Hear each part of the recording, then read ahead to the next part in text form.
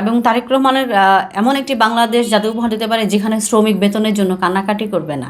আমরা দেখেছি আমাদের যে গার্মেন্টস ইন্ডাস্ট্রিগুলো বন্ধ হয়ে যাচ্ছে বেতনের অভাবে। আমরা গত কয়েক বছর স্বৈরাচার আমলেও কিন্তু দেখেছি যে শ্রমিকরা বেতনের জন্য আন্দোলন করেছে, ঈদে ঈদে কোরবানিতে বোনাস পায়নি। তো আমরা চাই যে জনগণের এই প্রত্যাশাটা সবার আগে পূরণ হোক।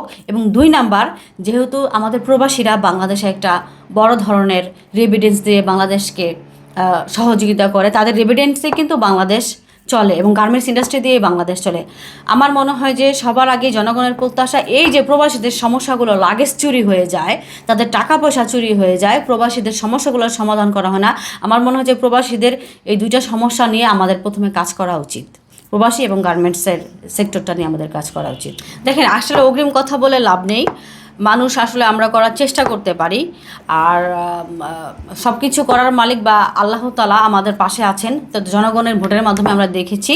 এখন সামনে যেই কাজগুলো বাংলাদেশের জরুরি ভিত্তিতে করা দরকার, যেমন প্রবাসী একটা সমস্যা, আমি আশা করি বিএনপি এগুলো নিয়ে অচিরেই এই সমস্যাগুলো সমাধান করবে এবং গার্মেন্টস যে ইন্ডাস্ট্রিগুলো বন্ধ হয়ে গেছে সেগুলো সচল করার জন্য চেষ্টা করবে। আর আপনারা তো জানেনই, বিএনপি কিন্তু একটা ব্যবসা বান্ধব দল।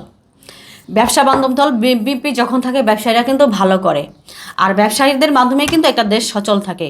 তো আগামীর ভবিষ্যতে ব্যবসায়ীদের নিয়ে তারেক রহমানের অনেক পরিকল্পনা আছেন, সেগুলো আপনারা যখন দল গঠন করে আপনারা দেখতে পারবেন।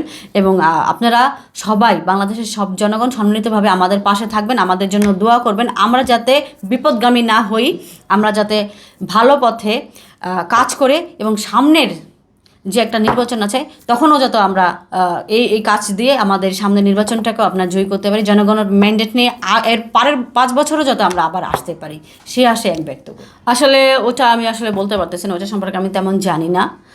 যেটা আমি জানি না ওইটা সম্পর্কে আমি আসলে বলবো না, ওইটা সম্পর্কে আমি এত আসলে অবহিত না। না, এটা তো আসলে সম্পূর্ণ আমাদের উচ্চ লেভেলের যে ইয়েটা আছে ওনাদের ব্যাপার, সেটা তো আসলে আমি বলতে পারবো না। এখন ওখান থেকে কি ডিসিশন আসে তখন দেখা যাবে যে সামনে কি হয়। সেটার জন্য তো আমাদের অপেক্ষা করতে হবে, যে সামনে কারা কারা কী করছে বা কার অবদান কতটুকু ছিল, কীভাবে দলটাকে গুছানো যায়, সেটা সম্পূর্ণই আমাদের মানে যারা সিনিয়র নেতারা আছে তারা ডিসাইড করবে। বেগম জিয়া অবশ্যই খুশি হতেন, কারণ ওনার মধ্য দিয়ে মানে ওনাকে অনেক অত্যাচার করা হয়েছে, জুলুম করা হয়েছে। তো ওনার এই রাজনীতির কারণে ওনাকে জেল খাটতে হয়েছে এবং ওনার যে ছোট ছেলে কোকো এর জন্য কিন্তু জীবন দিয়েছেন। এবং তারেক জিয়া কিন্তু 17 বছর বাইরে ছিলেন। তো একটা মায়ের জন্য আসলে এর চেয়ে বেশি খুশি হতে পারে না যে উনি বাংলাদেশে এসেছেন এবং প্রধানমন্ত্রী হয়েছেন।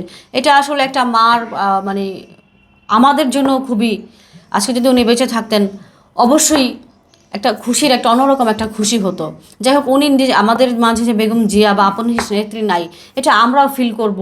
এবং বাংলাদেশের জনগণ যে কীভাবে পাবে সেটা তো আপনারা দেখেছেন যখন তার জানাজা হয়েছে। আমার মনে হয় যে বিশ্বে এত লোক মনে হয় ওনার জানাজাই হয়েছে, এটা রেকর্ড সংখ্যক। আমার মনে হয় যে বেশি এরকম জানাজা আর কোথাও হয়নি বেগম জিয়ার মতো। তো জনগণই তো দেখিয়ে দিয়েছে যে কত ভালোবাসে আমাদের আপসীন নেত্রীকে।